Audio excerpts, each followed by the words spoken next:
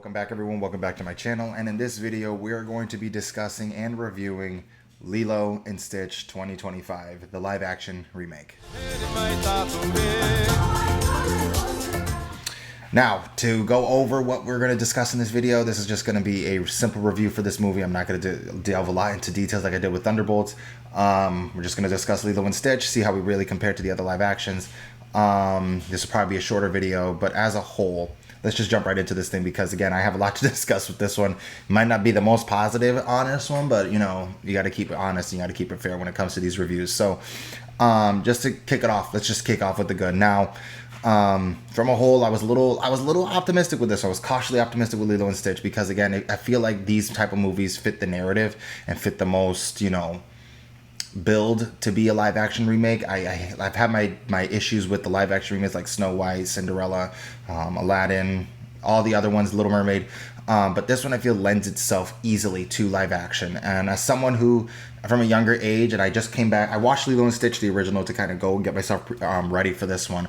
And Lilo and Stitch is a classic, an hour 25-minute movie that really has itself kind of, you know, the story has it strong, it knows what it wants to do, and it commits to that in the hour and so change that the movie is filmed to be. So to getting into this one, right, I was cautiously optimistic because, again, I feel like Lilo and Stitch lends itself the best to live action. And again, I think that as the titular characters for this movie, I think that those are two of the best aspects of this movie. Let's just to start off with Stitch. I think that he really emphasizes the character, and I think that Chris Sanders coming back to play the character, I think he did an awesome job. I think that the way that they handled Stitch is very similar to the way they handled him in the animation version. He's fun, he's dynamic, he adds a level of chaos into the movie, but again, he has those, you know, humble moments, those, you know, sad moments, and those character, you know, those moments of, you know, pain and grief that you feel from Stitch. Now, storyboard wise, we'll get into that later on when we go into the mixed and kind of the bad of the movie. But again, to just stay on the good, I think that Stitch really worked in this one just as much. Again, it had to have worked. It's Lilo and Stitch. So if Stitch didn't work, you're not having a good movie. After that, I would say that the humor on this movie, I think, worked on a okay scale. I don't think it was great. It was good, not great.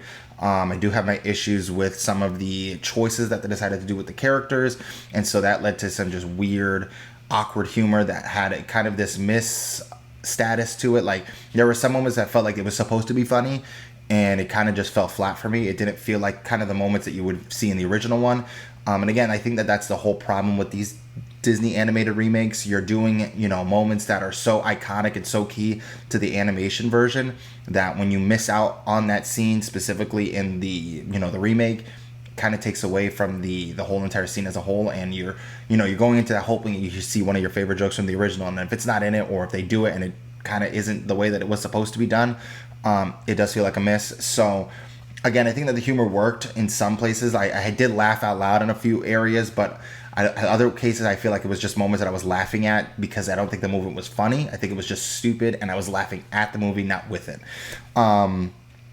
I think that as a whole, the movie to the scene, like the setting of it, let's just talk Hawaii itself and the Polynesian culture that it brings out. I think that it really was great. I think that it really made me feel like I was in Hawaii. It made me want to go and visit the state of Hawaii. I've always wanted to go and see what the culture looks like, and I know that Hawaii has such a rich culture and a rich, diverse set of people in it. So seeing that play out in the whole entire movie, I think that it was a very beautiful movie. A lot of the moments of getting to see the entire island that they were on, it was, you know, really key to see, and it was really important to the original movie. So seeing it here, I think it was really good to see. I think that the movie as a whole was really beautiful, and even to the point of the character models, right? I think every single character, you know, costume design wise, even the characters of the animated versions of them, meaning like Jumba, Pleakley, Stitch, the High Councilwoman, whatever her name is.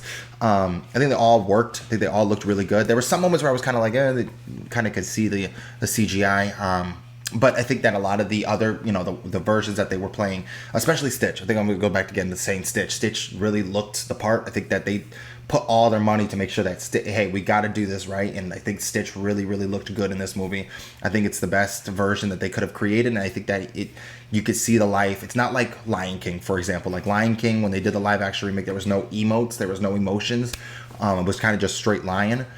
Well, this one you can see because again it lends itself to that live action capacity. So again, you could see the emotes from Stitch, you could see the facial work, you could see the smiles, the anger, the chaos, the madness in the character, especially in in characters like Jumba and Pleakley. So I think that really worked. I think that there's the simple little character moments with now Lilo, because again, you can't have Lilo and Stitch without Lilo. I think that Maya Kealoha, I think, correct me if I'm wrong. Sorry if I botched the name.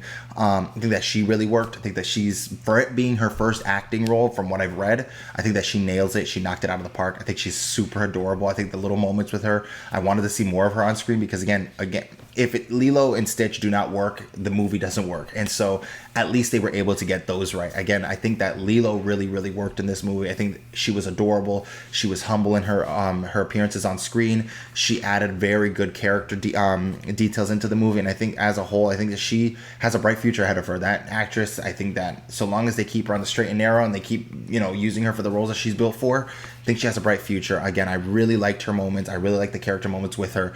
The elements that of Lilo and Stitch from the original translate into live action, it worked. Now let's go on to the mixed and the bad. I'm going to kind of put them together because again, they go hand on hand. Let's just call this the not great. Movie felt oddly paced. That was my whole thing. The movie at the beginning felt really, really rushed just to get us onto Hawaii, just to make sure we get to the High Council and just so we can get Stitch onto Hawaii.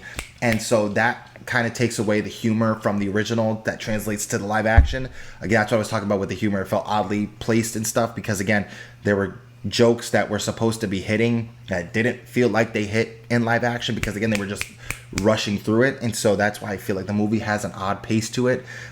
Even with the moments with Nani and Lilo, there were just moments that just felt like they were trying to rush it to get to the end and trying to get to the moments kind of. And again, the movie has a longer runtime. Like I said, the original was like an hour and a half. This one's like an hour and 45. And so again, they added scenes. And even with me, when I came out of the movie, I was like, where did they add scenes? I mean, like I could tell, but like in other parts, I feel like they just kind of didn't need scenes to do it. And that's why I kind of feel like this movie should have just been, it had the formula. I don't think anyone would have been angry if they had just done Lilo and Stitch live action remake, shot for shot, done like they did the original.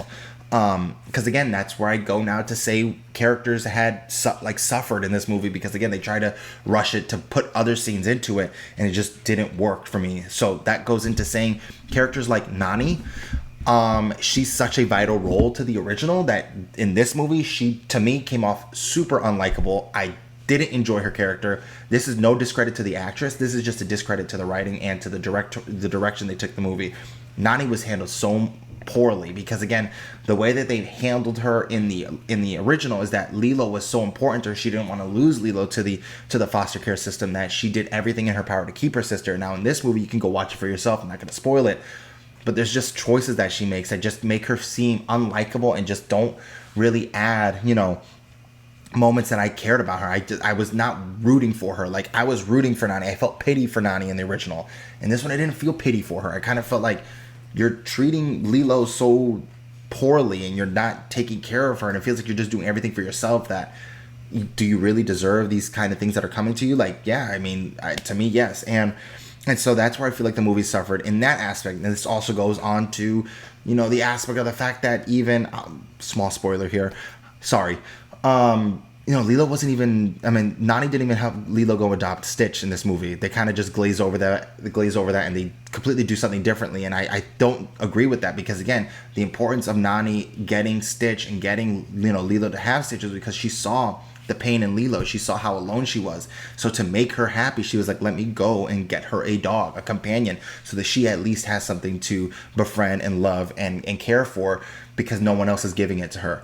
So again, I just feel like that was a miss. I think that the character choice with Cobra Bubbles not being in it and him just being a straight CIA agent, I think that was something that didn't work for me because again, Cobra is such a key role in the little moments that he's in it. I think that in the original, I'm talking the OG, the little moments that he's in it, it works, right? And they add levels of humility to bring you back to the story of this is all about the dynamic of family and Ohana. And we'll get to that in a minute. So I think that Bubbles didn't work. I like the actor playing him. I wanted to see more of him, but again, he was not in it as much, and so you didn't have that connection with him. There was like an entirely different character, and I get it. Tia Carrera was in the movie. The original voice actress for Nani was in the movie, and I appreciate the cameo, but it was so overdone that I was kind of like, I don't really care for it. Like, it wasn't really there for me. And so then that goes on to now another aspect that I didn't like, which was the fact that Jumba and Pleakley, their whole dynamic was kind of meh. It was kind of in and out. I didn't really enjoy. I like Zach Galifianakis and Billy Magnuson as, Jumba and Pleakley. I think they work well. I say that cautiously because I think that Zach Galifianakis, well, I think he's a hilarious actor. I think he was absolutely miscast for this role. I don't think he really worked as Jumba. I think that seeing as iconic as the character is from the original movie, to see that him translate here and that stark difference and stark cut, because I was coming out of watching the original to then going into this one, and for example, that accent of Jumba, the iconic accent that was in the original movie, not being in this one, felt really off-putting to me. And again, the humor moments from the dynamic between the two of them, kind of like, again, hit or miss. There were some moments that were funny, some moments that it was kind of like, this isn't that funny. I feel like Billy Magnuson puts us all into the role, and I feel like, again, it works with him. But again, I think that doesn't, just the whole dynamic of Jumba completely didn't work, because again, this movie suffers from the fact that they also didn't include Captain Gantu. And that's something that I don't, as someone, again, if you're going to go watch this movie, go watch it with a completely different set of eyes. Don't go thinking that this is Lilo and Stitch, shot-for-shot remake. Captain Gantu's not in this. They do something entirely different with the antagonist role. And again, I don't think that it worked on my scale, because again, it just doesn't add because then you don't add that element, and so then it completely disconnects from the original. And then the ending of this movie was just an amalgamation of, I guess, Ohana doesn't matter. And while Ohana is there, it's just that Ohana is, I'll always love you, even if I'm not in the same space as you. And that was not the point of the original Lilo and Stitch. It was that Ohana means family. No one gets left behind or forgotten. Well, I guess people can just be left behind, but Ohana's still there. And it kind of just doesn't, I feel like whoever was directing this, I don't know who the director was in this one, but I guess with the writing room, I don't think that they kept to the source material. I think they kind of missed the mark on what Ohana really means, and I feel like that suffers, and that is a discredit to the original movie, and it discredits the team who did this one, because again, to me, Ohana is so iconic to this movie, because everyone goes and says it, Ohana, Ohana, Ohana. That's like one of the, besides Aloha, everyone knows Ohana. So I think that without having that, and not having that whole entire storyline in there, and it kind of being a amalgamation mess of whatever it is, it kind of disconnects it. And as someone who, like I said, I really enjoy the original. I think it's one of the best Disney animated movies. I think they just kind of missed the mark on that one. And it left me sorely disappointed on this one. As a whole, I was really, really, really, I had high hopes. I was cautiously optimistic. I was leaning more towards optimistic because, again, the marketing, everything they did for this movie worked. Again, it wasn't a niche value product. That is the Disney Princess brand. It's now a Disney animated classic.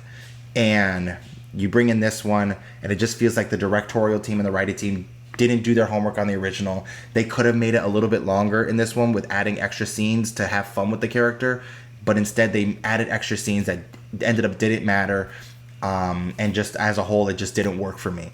And so, like I said, the good of this movie are Lilo and Stitch. They are the dynamic duo that really worked for this movie. The setting, everything beautiful, everything kind of worked. But everything else around it, the whole entire movie as a whole, with the plot and everything, it just felt like it didn't work. Like I said, there were moments that it wanted you to care, and you just don't end up caring, because again, it's not like the original, and they take away from the values of the original to do something else differently. So as a whole, I have to, I'm sorry to say, I have to give this movie, on my scale, a 6 out of 10.